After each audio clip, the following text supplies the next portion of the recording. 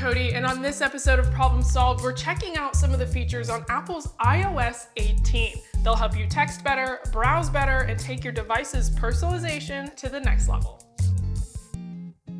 iPhone and Android users rejoice! Messaging between the two platforms is now so much better. Message reactions, on the bubble where they should be. Typing bubbles, present. Read receipts, check.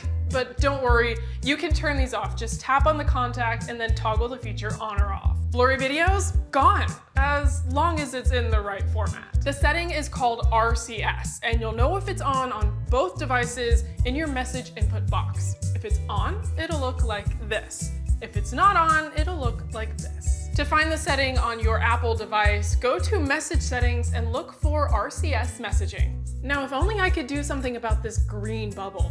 Ugh.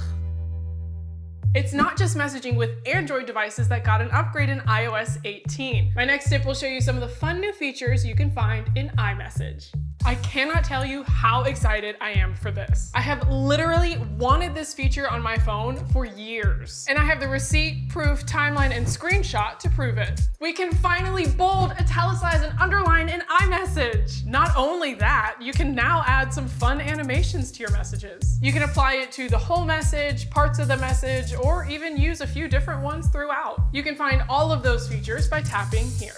Select the words you want to apply it to, choose your animation, and then watch it come to life. But wait, don't hit the send button yet. You can now schedule your messages, so type it now, but send it later. Tap the plus sign and look for send later. Then you can adjust when it's going to send by tapping on the date and time. And if you need to reschedule your scheduled time or send it immediately, you can do that too. And those tap backs, there's a lot more options now, and it's really easy to create your own. Just double tap on the message and swipe through the available options, or tap here to choose one from somewhere else in the emoji library. I wonder how far in advance I can schedule happy birthday messages.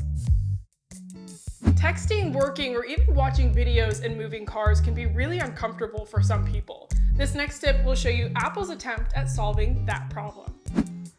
Do you get motion sick trying to use one of these in a moving vehicle? This feature might help, and as helpful as Christopher is, he's not what I'm talking about. The Vehicle Motion Cues feature adds these little animated dots to the edges of your screen.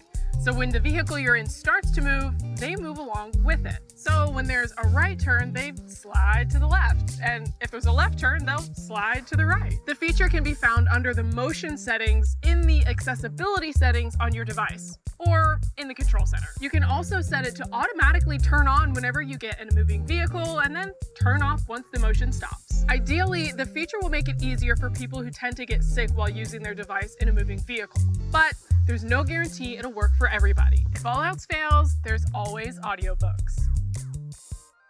It doesn't matter if you're browsing a web page in the passenger side of your best friend's ride or sitting at your desk. Those pages can be full of distractions. Things like pop-ups, login prompts, or cookie permissions persist, but my next tip will help you put some of those things to rest. It's a bird, it's a plane, it's a distraction blocker? This nifty Safari feature will take a section of a website that you're looking at and just send it away with a couple little taps. You can use it on different prompts that might pop up when you visit a web page, you can use it on sections of text, and you can even use it on some ads. To hide content, just tap this icon on the search bar and then tap Hide Distracting Items. Select the section of the page you want to hide, tap hide, and then tap done. The content will stay hidden anytime you go back to that website, unless it's an ad. Those do come back. If you want to unhide something, you can do that. Just tap the icon on the search bar again, and then tap Show Hidden Items. Since this is Safari, the feature is also available on your iPad and your computer, as long as you're using the Safari browser. If only it could block me from other distracting things in my life. Whoa, it worked. What do I do now? Apple's made it much easier to hide distractions on web pages and also easier to find the distractions on your home pages. My final tip will show you some of the ways that you can customize your device and home screens to make them even more personal for you.